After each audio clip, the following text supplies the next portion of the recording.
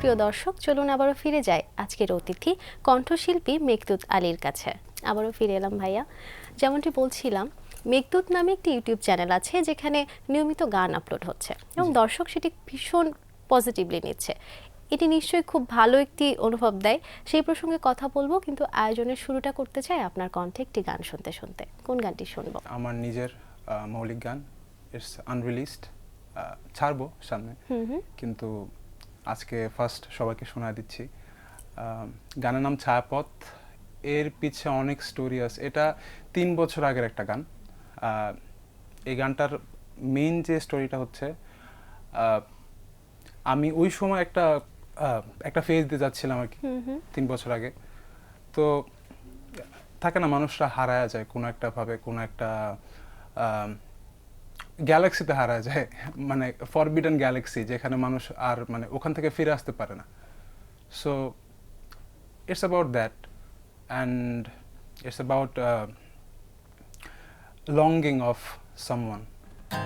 অচেনা পথে তোমায় মাঝরাতে হারাই, কোন রথে আগাই ছায়াপথে, চোখেরই মাঝে তোমায় কিভাবে যে সাজাই, কোন রথে আগাই ছায়াপথে। তুমি রেখো না আমায় কোনো ছেঁড়া কবিতায়, স্বপ্ন যেন আমার স্বপ্নই রয়ে যায়। তুমি রেখো না আমার কোনো ছেঁড়া কবিতায়, স্বপ্ন যেন আমার স্বপ্নই রয়ে যায়। চোখেতে তারার প্রভা, না ফুলের আঘাত, জোছনা ডোবারা, জোনাকিরা আসে মেঘের টানে, তোমাকে যে শোনে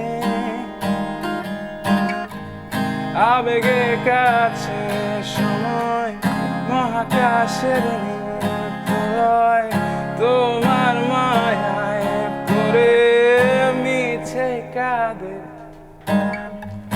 অচেনা পথে তোমায় মাঝরাতে হারাই, কোন রথে আগাই ছায়াপথে। বলছিলাম যে মেঘদূত নামে একটি ইউটিউব চ্যানেল খুলেছেন এবং সেখানে প্রতিনিয়ত গান আপলোড হচ্ছে। না, এরকম কিছু না। ওই চ্যানেলটা আসলে আফটার 2021-এর পর এত বেশি আমি অ্যাক্টিভ না। এখন বেশিরভাগ গান নাটকের জন্যই করা হচ্ছে। তো ট্রাই করতেছি কি যে নতুন কিছু ক্রিয়েট করে দেন, একটা ভালো মতো একটা গান করে দেন, আমি ছাড়ি। মানে স্যাটিসফাইড না এখনো গানগুলো নিয়ে। I want to make something different. So এটার জন্য হয়তো অনেক বেশি লেট লাগতেছে, but I'm trying. এই যে একটি চ্যানেল খোলা এবং গানের সাথে জড়িত থাকা, শুরুর গল্পটা একটু শুনবো। ফার্স্ট অফ অল, আমি কোনো ধরনের তালিম প্রাপ্ত না, আমার কাছে কোনো তালিম নাই। আমি শুরুটা করছি হচ্ছে লেখালেখি দিয়েই। আমার বেস্ট ফ্রেন্ড আমাকে ফার্স্ট অফ অল বলছিল যে তুই তো অনেক ভালো লিখতে পারোস, তুই গান লেখোস না কেন, তোর গলাও ভালো আছে। সো আমি চিন্তা করলাম আচ্ছা করাই যায়। তো আমি লিখলাম ফার্স্ট গান। লেখার পর দেন সবার ভালো লাগলো। ভালো লাগার পর দেন আমি চিন্তা করলাম আচ্ছা ঠিক আছে, তাহলে আরও লেখা যায়। তো এভাবে একটার পর একটা লিখতেছি, লিখতে লিখতে লিখতে লিখতে দেন অনেকগুলো হয়ে গেছে, 600-700। বাহ। তো এরপর আর স্টপ করিনি, এখনো লিখতে আছি। মৌলিক গানকে তো বলা হয় একজন শিল্পীর পরিচিতি, মূল পরিচয়ের হাতিয়ার বলা যায় মৌলিক গানকে। আপনার কতগুলো মৌলিক গান রয়েছে এখন পর্যন্ত যেগুলো উল্লেখযোগ্য? আমার ফার্স্ট গান যেটা ছিল সেটা হচ্ছে ফার্স্ট ভালো গান, মৌলিক গান একবারে, এটা হচ্ছে তোর নামে। এই গানটা রিলিজ হয়েছিল মন মাজারে। এটা হচ্ছে নীল আলমগীরের ভাইয়ের একটা প্রজেক্ট ছিল। সো এটা ভালো একটা রেসপন্স পাইছিলাম। দেন এরপরে আস্তে আস্তে অনেকগুলো গান করা হয়েছে। তারপরে গুন্ডা নাটকে করা হয়েছে একটা গান করা হয়েছে। দেন হচ্ছে মনের ভাগাভাগি, মানে এরকম কাউন্টলেস অনেক অনেক গান আছে, মানে অনেকগুলো নাটকে গান করা হয়েছে আর কি। নিজে গান লেখার পাশাপাশি আমরা আপনাকে নাটকের গানও পেয়েছি, জি জি। তো এই অভিজ্ঞতাটা কেমন? সামটাইমস ইটস হেকটিক, মানে অনেক প্রেশার যায় অনেক সময়, বাট যদি বলি যে এটা হচ্ছে প্রফেশনাল জায়গা একবারে, এখানে ভুলের কোনো ধরনের কোনো স্কোপ জায়গা নাই। নাই, একেবারেই তাই। সো এই জায়গাতে একটু বেশি এফোর্টটা দিতে হয়, আর একটা শর্ট পিরিয়ড অফ টাইমে অনেক এফোর্ট দিতে হয়, মানে অনেক বেশি, অনেক কম সময়ের মধ্যে আপনাকে অনেক ভালো একটা জিনিস ডেলিভার করতে হবে। সো এটা যখন যদি চিন্তা করি যে মৌলিক গানের, মানে নিজের গান, নিজের ব্যক্তিগত গান আর হচ্ছে নাটকের গানের যদি আমি কম্পারিজন করি, তো প্রবলেমটা এই জায়গাতেই হয় যে এখানে একটু টাইমটা কম পাওয়া যায়, আর ওখানে আমি ভেবে চিন্তে দেন আমি অনেক সময় নিয়ে দেন কিছু একটা করতে পারতেছি। গান এমন একটি শিল্প, এটিকে বলা হয় সংবেদনশীল শিল্প। জি। তো এক্ষেত্রে যেহেতু আপনি গান করছেন, সেক্ষেত্রে আপনার ব্যক্তিগত জীবনে পারিবারিক সহযোগিতা কতটা রয়েছে? আগে ছিল না, টু বি অনেস্ট, কিন্তু এখন আফটার সাম সাকসেস তারা একটু মানে দে আর কুল উইথ ইট নাও। সো এখন তারা আপনার গান শুনে কি বলে? এখন ভালোই, একটু আগে কথাবার্তা বললাম, এখানে আসতেছি, সব মিলাই টেলে দে আর হ্যাপি। আমরা তো এখন আসলে শুধু গান শুনি না, গান দেখার বিষয়টি এখন চলে আসে। সেক্ষেত্রে অডিওর পাশাপাশি মিউজিক ভিডিও নিয়ে কাজ করবার কোনো ইচ্ছা আছে কিনা? হ্যাঁ অবশ্যই। সেক্ষেত্রে কি পরিকল্পনা? পারফেকশন, এটাই প্রবলেম। পারফেকশন জিনিসটা হচ্ছে যে আপনি মিউজিক ভিডিওর কথা বললেন, এই জায়গায় একটা পারফেকশনের দরকার আছে। সো মিউজিক ভিডিওটা এটা আমার করা হয় না তেমনটা, বিকজ সারাক্ষণ নাটকের গানই করা হয়। সো দেখি কি করা যায়, সামনে যদি কোনো মিউজিক ভিডিও করার যদি সুযোগ হয় করবো, অবশ্যই করবো। যেহেতু নিজে গান লেখেন, সেক্ষেত্রে আসলে কি মাথায় রেখে প্রতিটা গান লেখা হয়, বা নিজেকে প্রস্তুত করেন কিভাবে কোনো একটি গান লিখবার আগে? গান লেখার চেয়ে বড় বিষয় আমাদের আর্টিস্টিক বিষয়টা বুঝতে হবে। আর্টিস্টিক যে অ্যানালাইসিস যেটা থাকে, আমাদের প্রথমত সিচুয়েশনটা অ্যানালাইজ করতে হবে যে আমি কি নিয়ে গানটা লিখতে চাইতেছি। আপনি অনেক টেকনিকও ইউজ করতে পারেন, রাইমিং স্কিম ইউজ করতে পারেন, হ্যাঁ, কিন্তু আমার মতে যে just go with the flow, emotion যেমন আছে ইমোশনটাকে স্থায়ী রেখে দেন আপনি যদি গানটা লেখেন, দেখবেন কি যে আপনি যেটা চাচ্ছেন তার চেয়ে বেটার কিছু হয়ে গেছে। কিন্তু আপনি যদি যারা একবারে নতুন যারা লিখতেছে, তারা অনেক টেকনিক ফলো করতে পারে, অনেক রাইমিং স্কিম ফলো করতে পারে, ইউটিউবে অনেক টিউটোরিয়াল আছে এগুলো নিয়ে। সো কিন্তু আমার মতে ইমোশনটা দেখেই করাটা উচিত। আমি এখন এটাই করি। আগে একটু টেকনিক ইউজ করতাম, বাট এখন চিন্তা করতেছি না, নিজের ইমোশনটা ওটাই বেস করে লিখলে I will get the best output. এখন তো আসলে নিজের প্রতিভাকে তুলে ধরবার জন্য অনেক প্ল্যাটফর্ম রয়েছে, সেক্ষেত্রে ইউটিউব ছাড়া আপনি কোন প্ল্যাটফর্মগুলোকে বেছে নিচ্ছেন? স্পটিফাই, দেন হচ্ছে অ্যাপল মিউজিক। আমরা আরো আড্ডা দেব। এই পর্যায়ে আমি একটি গান শুনতে চাই, কোন গানটি শুনবো? ওকে, যে গানটা গাবো সেটা হচ্ছে পাপড়ি কেন বোঝে না by Azam Khan. Let's go, শুনি। সারা রাত জেগে জেগে কত কথা আমি ভাবি, পাপড়ি কেন বোঝে না, তাই ঘুম আসে না, পাপড়ি কেন বোঝে না, তাই ঘুম আসে না। অসাধারণ। আজম খানের গান গাইলেন, তাহলে কি নিশ্চয়ই 90 দশকে শিল্পীদের গান বেশি শোনা হয়? শোনা হয়, কিন্তু এত শোনা হয় না, but I try to listen for learning purpose যদি বলি। এখন যদি বলি যে এখন কি গানগুলো শোনা হচ্ছে, সেক্ষেত্রে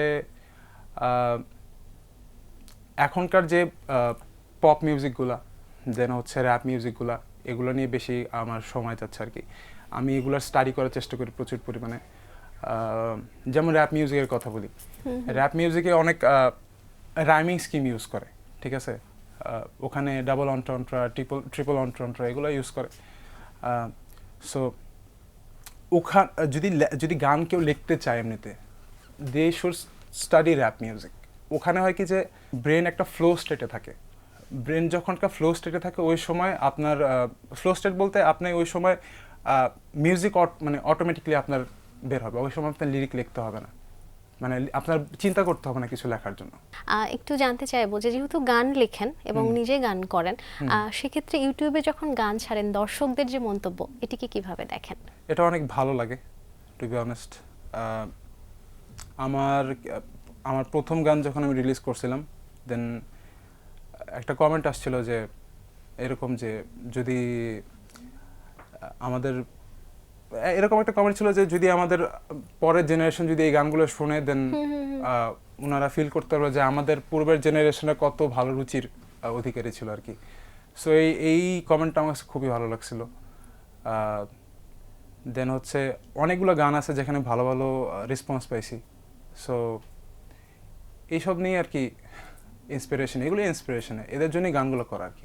গান যেহেতু লেখা হয়, কখনো কি এমন হয়েছে যে নিজের গান লিখে সেটা রিলিজ হয়ে যাওয়ার পর নিজে যখন শুনেছেন তখন মনে হচ্ছে এই গানটি আমি আরো ভালো করতে পারতাম? প্রত্যেকটা গানের সাথে হয় এটা মানে প্রত্যেকটা গানের সাথে হয়। ভাইয়া, সামনে আর কি পরিকল্পনা রয়েছে নিজেকে নিয়ে?